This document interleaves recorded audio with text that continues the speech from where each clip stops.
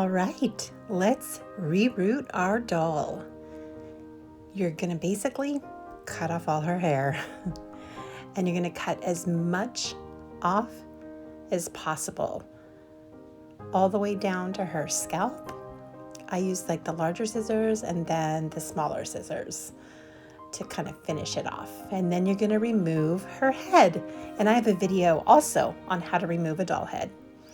Boil some water, just kind of a low boil, not scorching hot.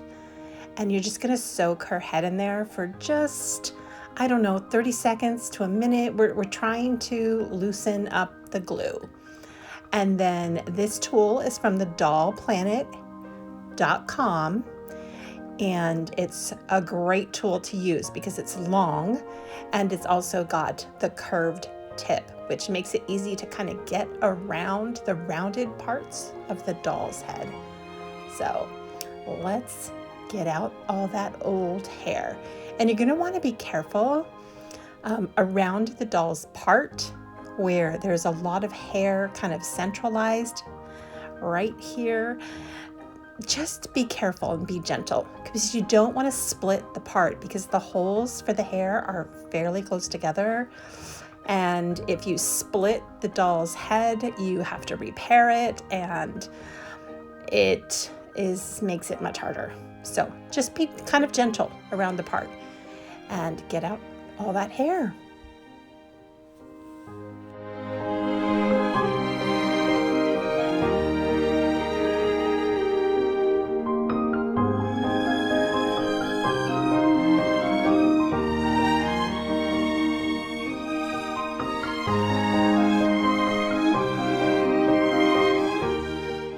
And once you've picked a color that you're happy with that matches her skin tone, you're going to need to paint her scalp.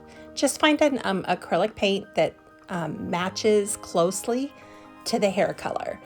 Don't skip this step because it will be very noticeable if you do not paint your doll's head. And you're going to want to add 2 coats, let them dry, and then you're going to seal the paint with Mr. Super Clear, that's what I use. And I learned this kind of the hard way. I didn't seal my first reroot. And when I was rerooting the doll, putting the hair in, the paint actually kind of cracked. So don't skip this step either. Now we're ready to reroot our doll.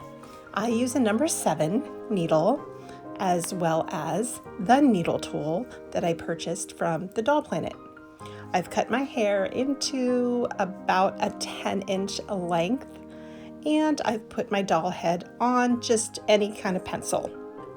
It just makes it a little easier to kind of handle her head when you're rerooting her. And you'll also need just a little glass of just regular water, and that's just kind of to dip your fingers in and kind of wet the hair. You'll see me do it throughout the process. And then I'm going to separate a smaller bunch of hair from the larger bunch and just kind of spread the hair out a little bit, kind of getting it ready, just making it a little bit easier to go ahead and pull a few strands of hair at a time. So I take about, like 4 to 6 strands of hair, I don't count each one, and wrap it around my finger. You're gonna grab your needle tool, don't poke your finger, and you're just gonna kind of scoop up that hair, and then you're gonna hold it with your index finger against the needle tool. And here we go. I'm going to start, I always start on the lower portion where you definitely don't want a great amount of hair. You really want less is more when you're rerooting a doll. You're just gonna find the first hole at the base and you're going to poke the tool in and gently pull it out. And that's it, you're rerooting your doll. And I find it easy if you start down the back line because you kind of get into a rhythm. And if you maybe feel a little nervous about doing your first reroot, it's all underneath and no one will ever see it. So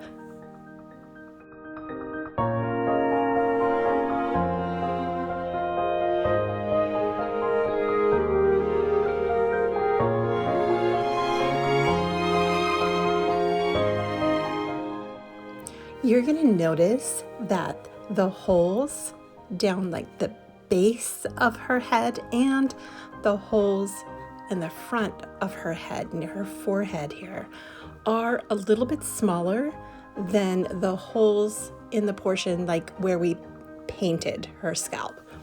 So when you are doing these smaller holes, be mindful to use a little bit less hair, like 5 strands at the most. And there's a reason for that, because it looks too bulky at the end. So just be mindful when you are doing these smaller holes, be sure to use less hair. And we're going to save the part for the very end, which we're kind of there now. So I use a little more hair to go ahead and start the part.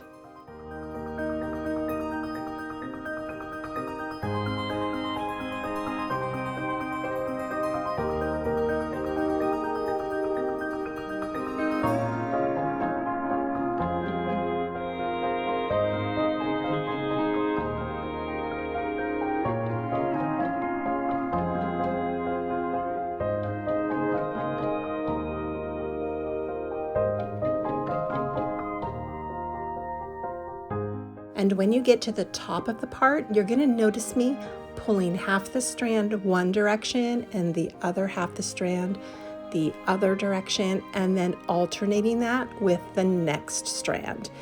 And this is just so that we cover the part with hair so we don't have like a bald spot.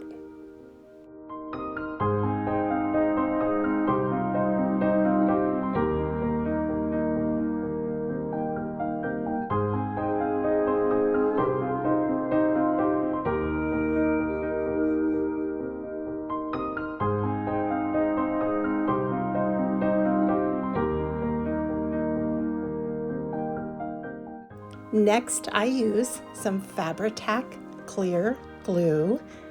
Use this for everything. And I use the end of a paintbrush. Some people suggest Q-tips. I don't, because the Q-tip fibers stick to the glue, and that's not good. So you'll want to be sure that you can see the amount of glue that's actually going into her head.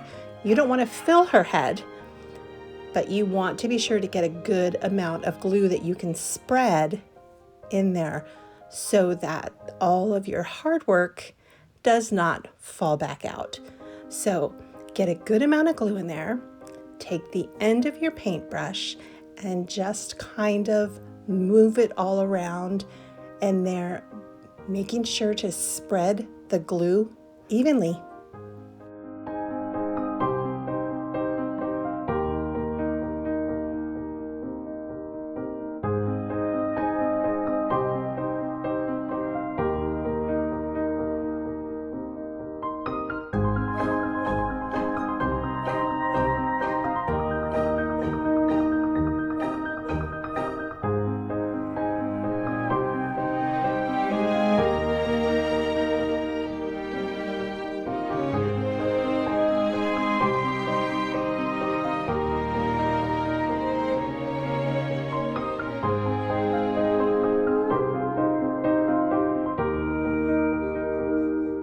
And I purchased an inexpensive flat iron that had a very low heat setting just for my doll's hair. And you're just going to mindfully and carefully flatten her hair down, being careful not to touch her face or body with the flat iron, just the hair, as long as you've gotten a high temperature premium nylon hair. And that's it. She's done. She looks beautiful. Thank you for watching.